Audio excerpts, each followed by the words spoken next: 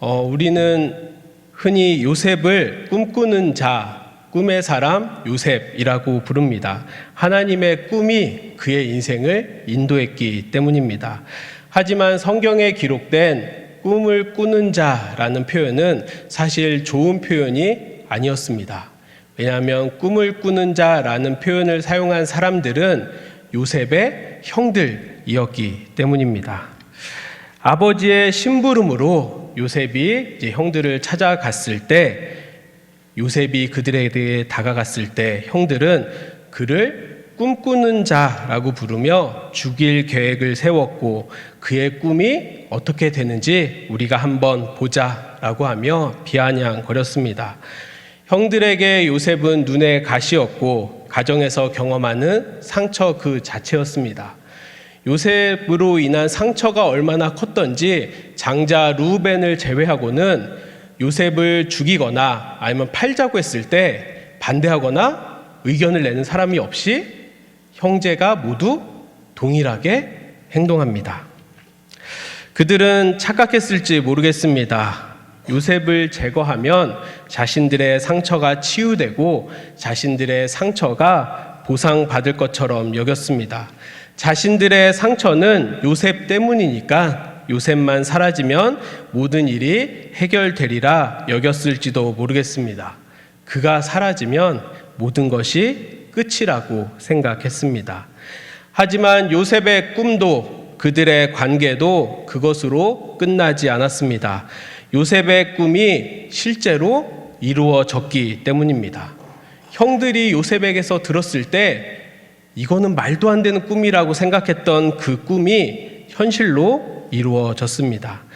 그 꿈은 세월이 흘러 총리 대신이 된 요셉 앞에 양식을 구하기 위해 찾아와 엎드려 절하는 형들의 모습으로 이루어졌습니다. 창세기 42장 9절에 보면 요셉이 그들에 대하여 꾼 꿈을 생각했다라고 그렇게 기록합니다. 그렇게 그들은 오랜 시간이 흘러 반가움 반, 두려움 반으로 형제가 상봉했습니다. 그리고 요셉의 보호 아래 야곱을 비롯한 모든 가족들이 애굽으로 이주하여 평안한 삶을 누리게 되었습니다. 요셉을 다시 만난 형들은 자신의 죄악으로 인해 여러 가지 감정이 교차했을지 모르겠습니다. 무엇보다도 자신들이 행한 죄악의 피해자인 요셉이 옛날에 있었던 그 일로 인해 자신들에게 더 큰 복수를 가할지 모른다라는 두려움이 그들에게 있었겠습니다.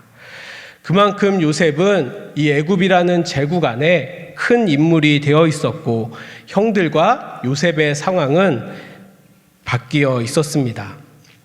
하지만 요셉은 형들을 만나고 형들에게 말을 하며 당신들이 나를 이곳에 팔았다 해서 한탄하지 말라고, 근심하지 말라고, 하나님께서는 생명을 구원하시려고 나를 당신들보다 먼저 보낸 거라고 그렇게 말하며 그들을 반갑게 대해주고 형들과 그의 가족들을 돌보아 주었습니다. 형들은 그런 요셉을 보며 그 복수의 불안함 때문에 불안하긴 했지만 그래도 보니까 관계가 괜찮은 것 같아 어느 정도의 미안한 마음과 그래도 다행이네 라는 마음으로 그렇게 지내게 되었습니다. 옛날 일은 그냥 옛날 일로 각자의 마음속에 남아있는 것처럼 느껴지기도 했습니다. 그런 생활이 17년 동안 지속되었습니다. 하지만 그들이 묵혀두었던 문제는 아버지 야곱이 죽자마자 다시 수면 위로 떠오르게 됩니다. 15절입니다. 요셉의 형제들이 그들의 아버지가 죽었음을 보고 말하되 요셉이 혹시 우리를 미워하여 우리가 그에게 행한 모든 악을 다 갚지다 아니할까 하고, 형들은 이제 아버지가 돌아가셨으니 이제 요셉이 복수하지 않을까 걱정이 되었습니다. 요셉이 자신들에게 복수할 만도 한데 잘 돌봐준 것은 아버지 때문이 아닐까라는 생각을 하게 되자 불안해졌습니다. 그들은 자신들의 죄악으로 인해 요셉과 이어진 악순환의 고리, 복수의 악순환이 끊어지지 않았다는 불안함에 그들은 떨어야 했습니다. 사실 17년이라는 기간 동안 형들은 자신들이 저질렀던 잘못에 대해 동생 요셉에게 용서를 구할 수 있는 기회는 많이 있었을 겁니다. 하지만 그들은 그 용서라는 본질을 대면하지 못했습니다. 당장 평화롭고 동생이 자신들을 해하지 않을 것 같다는 그런 계산이 나오니 그 문제를 외면하게 되었습니다. 그래도 옛날에 그런 일이 있었는데 이 정도의 관계도 괜찮은 것 아닌가 하며 살았을지도 모르겠습니다. 하지만 그 평화는 위장된 평화였습니다. 본질을 외면한 평화, 그 속에 드리워진 불안함은 17년이 지나서도 사라지지 않았습니다. 죄악의 결과가 너무나 명백했기 때문입니다. 불행한 것은 두려움에 사로잡힌 형들은 요셉을 자기 수준과 동일하게 여기게 된 것입니다. 그들은 요셉이 자신들에게 복수할 수 있는 여러 가지 가능성과 방법들을 상상하기 시작했을지 모르겠습니다. 문제는 두려움에 사로잡힌 형들이 동생 요셉에게 자신들이 저질렀던 잘못을 구하는 것, 용서를 구하는 것이 가장 중요함에도 불구하고 그저 자신의 목숨을 건질 궁리를 하기 시작했다는 것입니다. 형들의 모습과 그들의 말을 보면 진정으로 용서를 구한다기보다는 목숨을 구걸하는 것에 가깝습니다. 정재승 기모의 쿨하게 사과하라 라는 책을 보면 사과할 때 갖추어야 할 6가지 충분 조건을 제시합니다. 제가 그 6가지를 한번 읽어보겠습니다. 1번, 미안해 라는 말 뒤에는 하지만, 다만 같은 말을 붙이지 않아야 한다. 미안하다고 이야기할 때는 무엇이 미안한지 구체적으로 밝혀야 한다. 3번, 유감 표명을 넘어서서 자신의 책임을 인정한다는 뜻으로 내가 잘못했어라고 명확히 표현해야 한다. 4. 사과를 할 때 개선의 의지나 보상 의사를 표현해야 한다. 5. 사과를 할 때는 재발 방지를 약속해야 한다. 6. 용서를 청해야 한다. 즉 사과를 할 때는 자신의 잘못을 복귀하고 그 사과에 조건을 달지 않고 재발 방지를 약속해야 진정성 있는 사과가 된다는 말입니다. 하지만 사람들은 두려움, 불안함, 책임 회피, 자존감, 자존심 등으로 쉽게 사과하지 못하는 경우가 많습니다. 그래서 사과를 한다고 하지만 제대로 사과하지 못합니다. 문제는 사과를 한다고 하더라도 제대로 하지 않으면 우리는 오히려 상대방과 주변 사람들의 마음을 더 상하게 만들고 상황을 악화시키는 경우를 보게 됩니다. 진정성 있는 사과의 정석으로 꼽히는 사례가 1982년 미국의 존슨앤존슨의 타이레놀 사건에 대한 사과입니다. 한 정신병자가 타이레놀이라는 진통제에 독극물을 투입한 사건이 발생했습니다. 경영진은 자신들의 잘못이 아님에도 즉각 이 사태에 대해 사과합니다. 그리고 미 FDA는 사고가 발생한 지역, 시카고 지역에 타이레놀을 수거하라고 권고했지만 회사는 모방 범죄가 일어날 가능성을 염두에 두고 미국과 캐나다의 전역에 있는 타이레놀을 수거해서 소각했습니다. 그리고 주요 미디어에 협조를 요청해 대대적인 경보를 발령했습니다. 타이레놀의 문제가 어느 정도 해결되자 직원들은 브랜드 가치가 손상된 타이레놀의 생산을 이제 포기하자라고 합니다. 하지만 경영진은 타이레놀의 명예는 더 안전한 타이레놀로 살려야 한다고 직원들을 독려했습니다. 이런 노력의 결과 덕에 타이레놀은 현재에도 약국과 편의점에 쉽게 구입할 수 있는 대표적인 진통제가 되었습니다. 이 해결책 안에 아까 말씀드린 진정성 있는 사과의 조건들이 다 들어 있습니다. 이에 비하면 형들의 사과는 초라하기 그지 없습니다. 16절과 17절을 제가 봉독하겠습니다. 요셉에게 말을 전하여 이르되 당신의 아버지가 돌아가시기 전에 명령하여 이르시기를 너희는 이같이 요셉에게 이르라 내 형들이 내게 악을 행하였을지라도 이제 바라건대 그들의 허물과 죄를 용서하라 하셨나니 당신 아버지의 하나님의 종들인 우리의 죄를 이제 용서하소서. 형들은 용서를 구하면서도 요셉에게 직접적으로 말도 못하고 사람을 보내 말을 전합니다. 그리고 내용으로 보면 아버지가 돌아가시기 전에 자신들에게 유언으로 남긴 것이 있는데 동생 요셉은 형들의 허물과 죄를 용서하라 라는 말을 형들을 통해 동생 요셉에게 전하라 했다라는 것입니다. 우리는 이 부분에서 과연 형들의 말이 진실일까라는 의심을 하게 됩니다. 야곱이 정말 그 형들에게 그런 말을 했는지 의구심이 드는 겁니다. 설교를 준비하며 이 부분을 계속 묵상한 결과 저는 요셉과 형들의 과거에 있었던 일을 아버지 야곱은 몰랐을 거다라는 결론을 내렸습니다. 야곱이 다른 아들들에게 요셉의 소식을 듣고 이 애굽으로 이주해서 사는 동안 그의 행동이나 그의 말에는 그런 내용을 언급하거나 암시하는 부분이 없기 때문입니다. 혹 야곱이 알았다 하더라도 아버지로서 아들 요셉을 불러다가 네 형들이 예전에 했던 그 잘못 맞다, 그거 잘못됐다, 내가 너에게 큰 죄를 졌다, 그래도 네가 좀 너그러우니 형들을 좀 용서해주면 안 되겠니? 라고 말해야 되는 부분입니다. 아무리 아버지가 그렇게 말씀하셨다 하더라도 형들을 통해 전달할 무게의 내용이 아닐 겁니다. 또한 형들은 용서를 구하면서 자신들의 아버지에 대해 요셉 당신의 아버지라는 호칭을 쓰고 자신들에 대한 호칭도 당신 아버지의 하나님의 종들이라는 굉장한 복잡한 호칭을 사용합니다. 그러니까 당신 아버지가 섬기던 하나님의 종들이 자신들이라는 겁니다. 아버지와 하나님을 연결해서 요셉으로부터 사과를 강요하는 것입니다.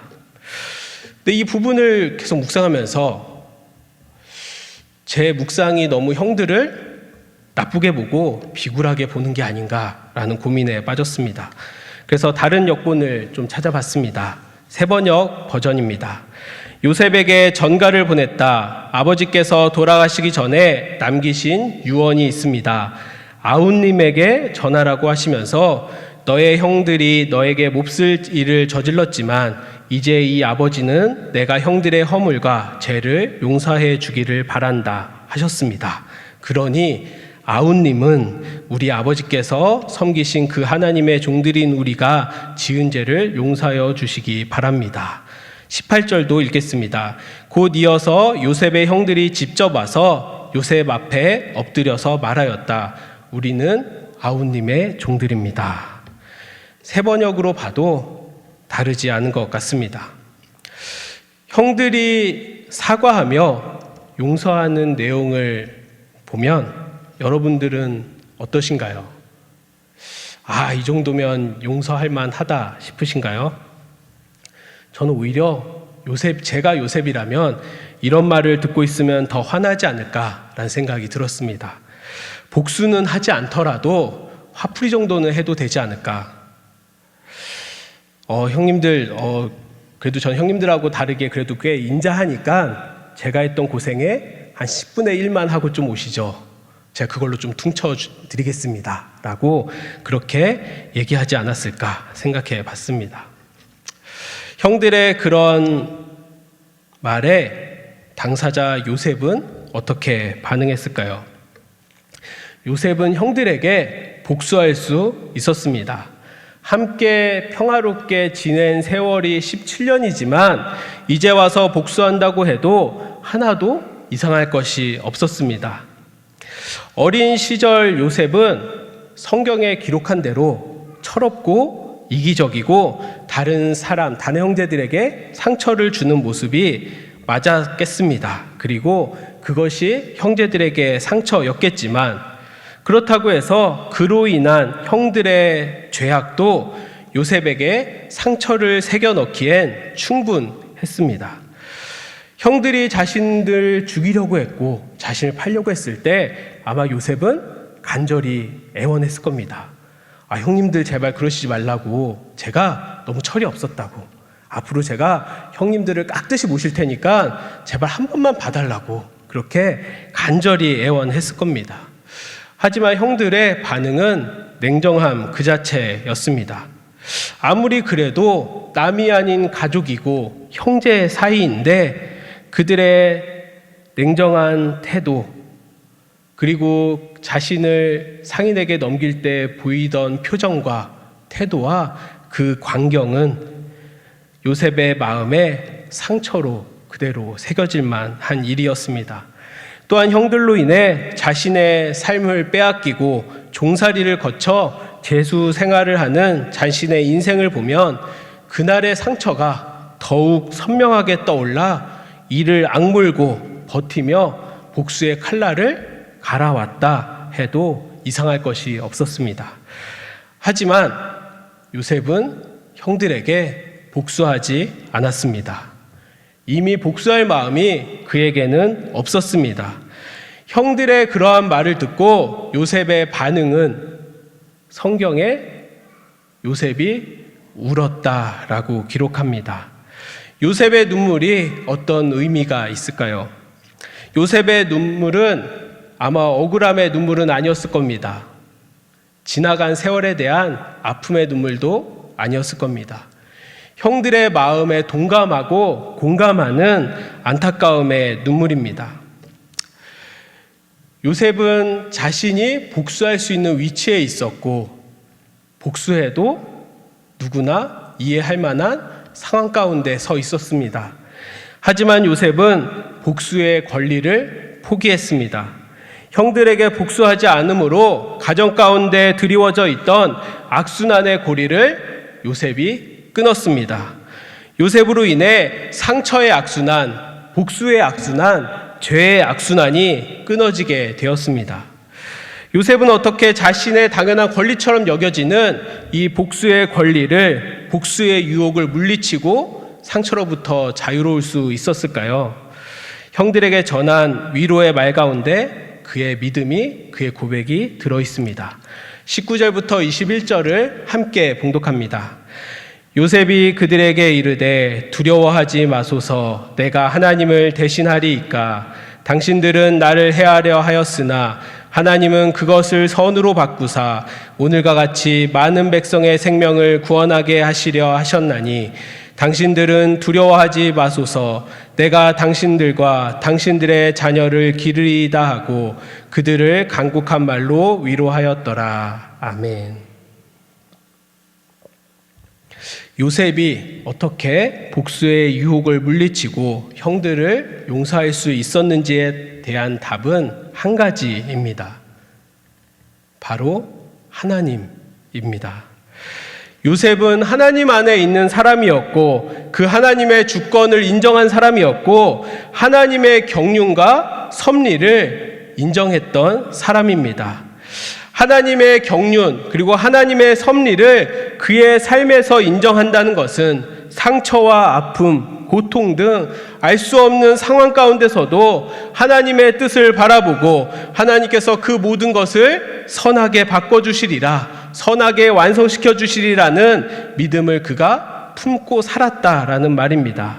그는 사도 바울이 로마서 8장 28절에 고백한 것처럼 우리가 알거니와 하나님을 사랑하는 자, 곧 그의 뜻대로 부르심을 입은 자들에게는 모든 것이 합력하여 선을 이루니라 라는 고백을 자신의 전 존재로 끌어안은 사람입니다.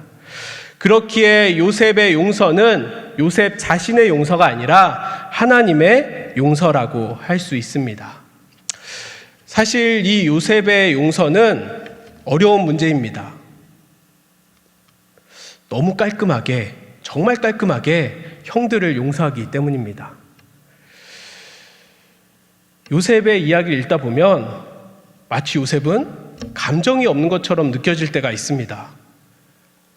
하나님께서 우리에게 원하시는 모습에 너무 잘 맞게 어떤 나쁜 뜻도 없이 다 감당해내고 다 이루어가기 때문입니다. 그렇게 우리가 요셉의 용서를 보면 사실 마음이 힘들고 어려워진지 모르겠습니다. 그리고 이런 얘기는 성경이니까 기록되어 있지, 성경이니까 우리 보고 믿음으로 따라가라고 기록해 있는 거야 라고 생각할지도 모르겠습니다. 하지만 하나님의 용서는 하나님의 사람들을 통해 현재에도 일어납니다. 20세기 역사의 현장에서 가장 처참했던 현장은 나치가 유대인들을 수용소에 가두고 학살한 바로 그 현장입니다. 독일 나치 시절 코리 텐 붐 여사는 네덜란드인이었지만 유대인들을 숨겨주었다라는 이유로 그녀와 그의 가족은 수용소로 끌려가게 됩니다. 그녀의 이야기는 그녀가 쓴 책 주는 나의 피난처에 잘 기록되어져 있습니다. 책의 이름이 주는 나의 피난처인 이유는 어떠한 상황, 어떠한 여건에서도 오직 주님만이 나의 피난처입니다 라는 고백입니다. 그녀와 그의 언니 배 씨는 자신이 경험하는 모든 상황과 모든 사람들을 통해 하나님의 섭리를 인정했고 말씀을 따라 믿음을 따라 살고자 노력했습니다. 수용소에 들어가기 전 어느 날 코리는 꿈에서 가족들이 모두 붙잡혀 수용소로 끌려가는 끔찍한 꿈을 꾸게 됩니다. 코리가 자신의 꿈을 언니 배 씨에게 이야기하자 배 씨는 모든 상황을 하나님께 맡기며 하나님을 의지하자라고 그렇게 코리를 다독입니다. 그 부분을 제가 읽어보겠습니다. 만일 하나님께서 우리에게 앞으로 닥칠 좋지 않은 것을 보여주신다면 나에게는 하나님께서 그것을 이미 알고 계신다는 사실로 충분해. 그래서 하나님은 때때로 그런 것들을 우리에게 보여주시는 거야. 그것도 역시 하나님의 손에 있다는 것을 우리에게 알려주시려고 말이야. 이게 어릴 때 한 고백입니다. 네, 이렇게 어릴 때부터 하나님을 믿고 신뢰했던 코리와 그의 언니 베시 또 그의 가족들은 유대인을 숨겨주었다라는 이유로 결국 수용소로 끌려가게 됩니다. 그녀와 언니 베시는 자신들이 처한 상황 가운데 허락하시는 하나님의 섭리를 끌어안으려고 노력했고 믿음과 말씀을 따라 살고자 노력하며 어려운 사람들을 도와주며 하나님의 사랑을 나누어 주었습니다.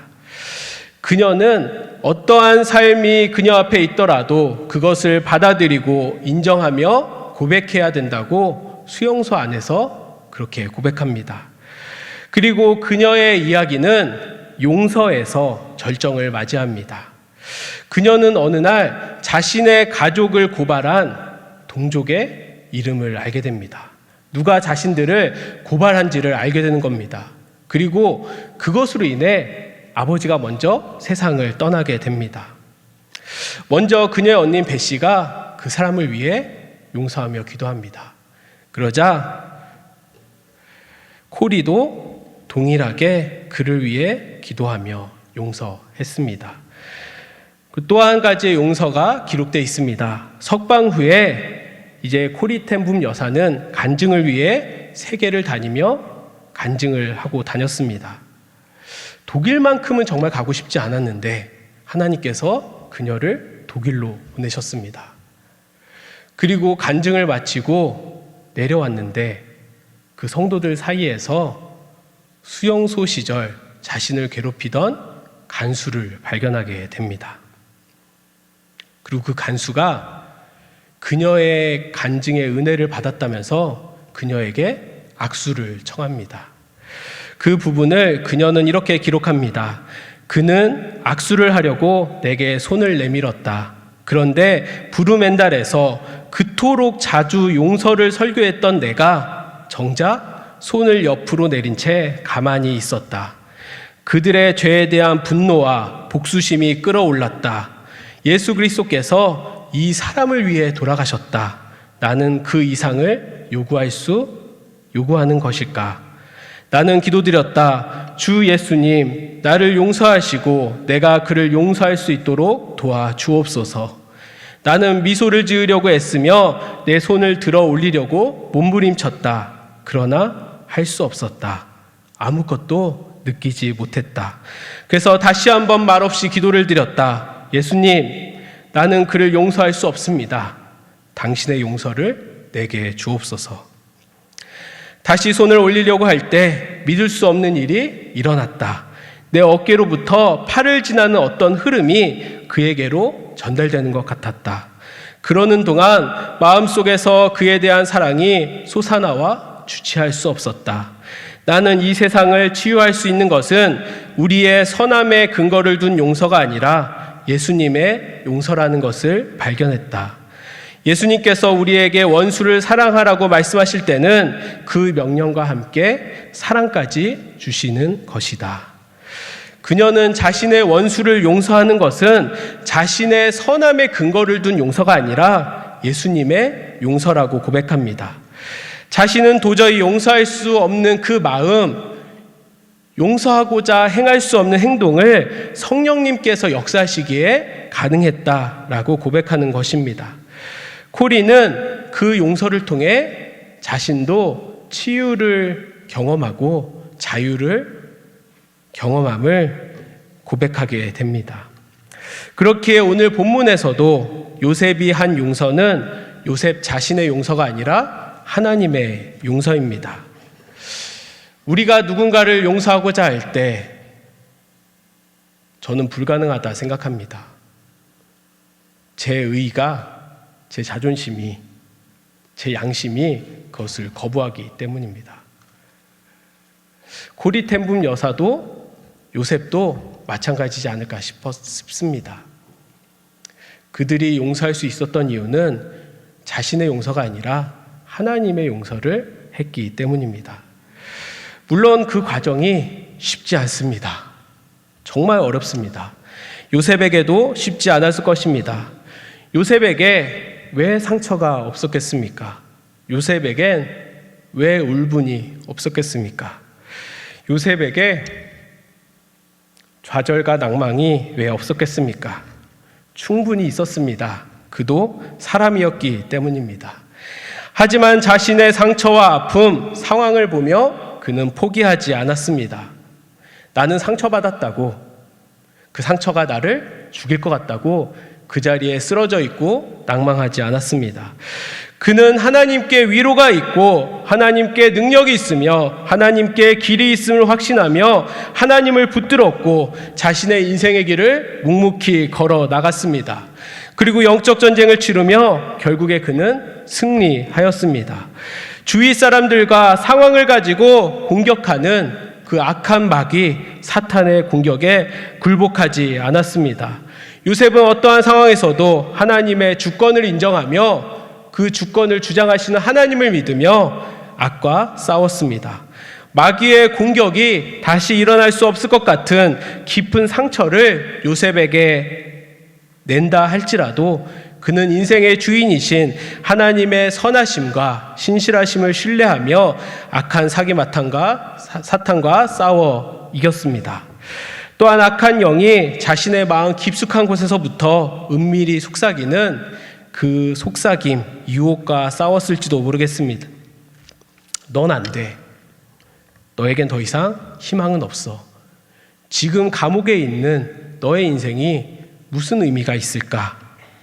그런 속삭임들, 낙담과 실패 혹은 형들로 아니면 지나온 과정 가운데 자신의 파괴적인 감정을 불러일으키도록 만드는 그런 속삭임들, 그의 마음을 유혹하는 것들, 충동하는 것들을 그는 그 속삭임으로부터 싸워야만 했습니다. 요셉은 앞이 보이지 않는 캄캄한 인생길 가운데서도 하나님과 동행하며 최선을 다해 감당했습니다. 자신을 넘어뜨리려 하는 악한 영과 싸워 이겼습니다. 그는 인생의 한 고비 한 고비를 넘으면서도 아마 자신이 잘하고 있는지 알 수 없었을 겁니다. 그저 자신에게 주어진 상황 가운데 하나님의 뜻을 이루며 나아가고자 했습니다. 인생의 주인이 되시며 악조차도 선하게 들어쓰시는 하나님을 믿고 자신이 할 수 있는 일을 하며 계속해서 나아갔습니다. 그러자 그는 하나님의 경륜과 하나님의 섭리가 우리의 상식과 우리의 상상을 뛰어넘는다는 사실을 실제로 경험했습니다. 그 사건들과 은혜들은 그를 변화시켜 주었고 그를 단련시켜 주었습니다. 그래서 시편의 기자는 요셉의 고난을 하나님의 계획 안에 이루어진 연단으로 표현합니다. 시편 105편 17절에서 19절입니다. 그가 한 사람을 앞서 보내셨으며 요셉이 종으로 팔렸도다. 그의 발은 착고를 차고 그의 몸은 쇠사슬에 메었으니 곧 여호와의 말씀이 응할 때까지니라. 그의 말씀이 그를 단련하였도다. 아멘. 그의 인생의 결정적인 순간 그는 죄의 악순환을 끊어내고 자신의 생명뿐만 아니라 형제들과 모든 가족을 살리는 화해자요 위로자가 되었습니다. 자신을 통해 하나님의 역사가 이루어지는 축복의 통로가 되었습니다. 우리도 인생을 살다 보면 요셉 못지않은 어쩌면 요셉보다 더 심한 그런 상처와 아픔, 고통스러운 경험을 할지도 모르겠습니다. 그것이 사탄의 공격인지 아니면 하나님의 뜻인지 혹은 나의 잘못인지 우리는 다 알 수 없습니다. 하지만 우리의 인생의 주인이 하나님이라는 믿음, 그 하나님께서 우리의 모든 인생의 재료를 사용해서 선으로 완성시키신다는 믿음이 우리에게 있을 뿐입니다. 우리에게 그 믿음이 있기에 오늘도 우리는 하나님 앞에 나와 기도합니다. 오늘 우리의 강구를 통해 하나님의 놀라운 경륜과 섭리를 발견하는 귀한 시간이 되리라 믿습니다. 요셉 그리고 코리텐붐 여사가 그랬던 것처럼 하나님만 바라보며 하나님의 경륜과 하나님의 섭리를 나의 삶의 중심으로 끌어안으시기를 바랍니다. 그런 믿음으로 나아갈 때 우리는 사망의 음침한 골짜기를 지나더라도 담대히 걸어갈 수 있습니다. 그 길 위에서 하나님의 놀라운 경륜과 하나님의 섭리는 우리를 가로막는 걸림돌이 디딤돌로 변하는 놀라운 경험을 하게 합니다. 우리의 인생 가운데 나에게 주어진 것이 선한 것이 하나도 없고 죄다 버릴 것 같았는데 버릴 것만 있는 줄 알았는데 그 버릴 것들이 어느 순간 값진 보화로 변해 있음을 우리는 발견하게 될 것입니다. 그리고 결국 우리는 요셉의 고백처럼 하나님의 선한 의지와 사랑에 추동되는 선한 그리스도인들로 드러나게 될 것입니다. 그런 우리가 있기에 우리가 속한 우리의 가정, 우리의 교회, 이 세상이 하나님의 화해와 위로를 얻을 것입니다. 인생의 결정적인 순간, 그때가 언제일지 모르겠습니다. 내가 무엇이든 할 수 있는 순간일 수도 있겠고 내 인생의 마지막 순간일 수도 있겠습니다. 아니면 한 가지 고백만 할 수 있는 순간일지도 모르겠습니다. 그 순간 이 요셉의 고백이 우리의 고백이 되길 소원합니다. 이걸 제가 다른 역본을 찾아서 이제 좀 변형한 말인데요. 아까 19절에서 21절에 있던 그 두 가지 중요한 고백을 이렇게 바꿀 수 있습니다. 아까 처음 고백했던 고백인데요. 하나님만이 하십니다. 내가 하나님을 대신하리이까는 다른 말로 바꿔보면 하나님만이 하신다라는 고백입니다.